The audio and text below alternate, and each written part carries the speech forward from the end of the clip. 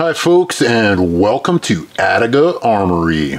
So I've always been a big fan of the Karambit. It's one of my favorite kind of everyday carry type blades for self-defense.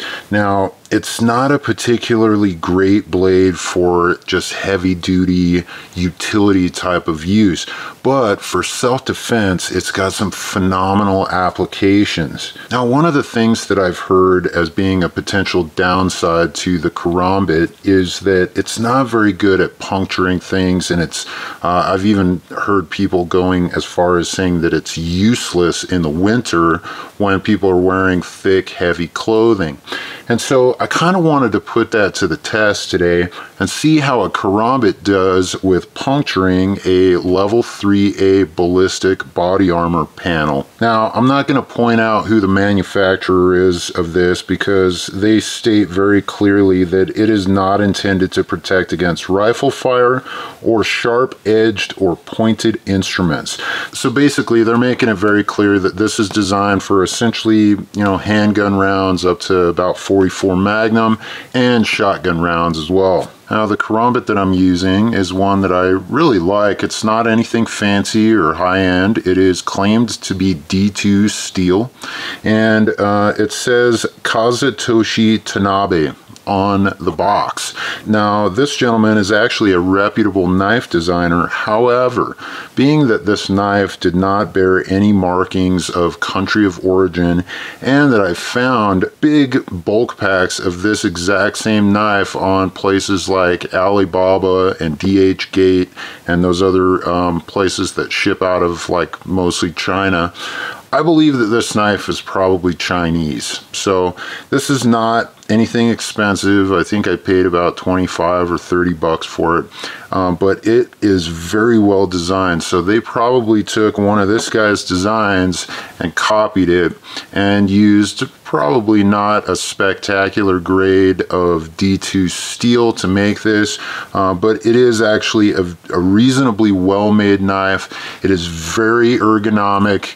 It's easy to handle, and I'll tell you what, it's got some pretty good stabbing power. I mean, I would not want to be on the receiving end of that little talon right there. So let's set up our vest and see how it does. Before we get started, please remember to give us a thumbs up and subscribe if you haven't already. And don't forget to visit us at ATTRIBUTIONS.com and check out our amazing citrus-powered synthetic CLP.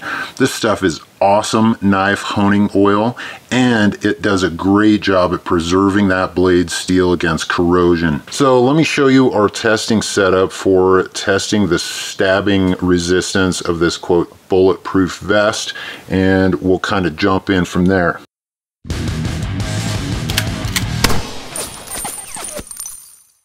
Alright, so since I got my kiddos here helping me on this video today, we decided we're going to place a little wager on who wins, either the body armor or the Karambit. You guys are going to bet that the body armor will win. Yes. Okay, so that's 2 for body armor. I'm going to bet that the Karambit's going to win. Okay, so I'm going to leave mine over here. Well, you do that. All right, so my daughter has kindly and graciously volunteered to hold the Kevlar while I take a swing at it with the Karambit. So we're joking, obviously, people. She's not going to be holding the body armor. We are going to show you the setup for it.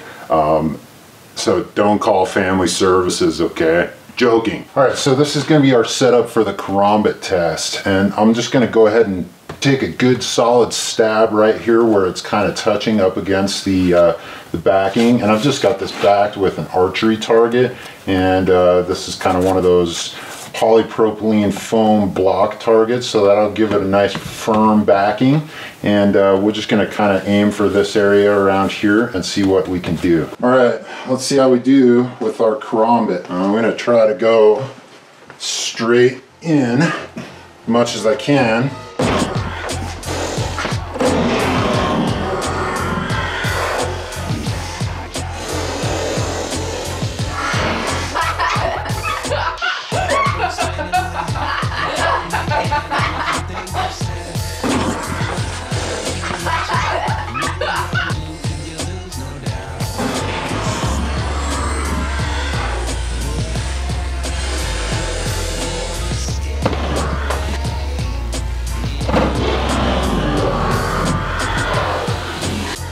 just have a big cut on my finger. Look at that. So that bad boy's definitely stopped me. Okay, let's see where we're at. So I hit about dead center right there. And I know that I did not go through that thing. There's definitely no puncture there. Yeah, look at that.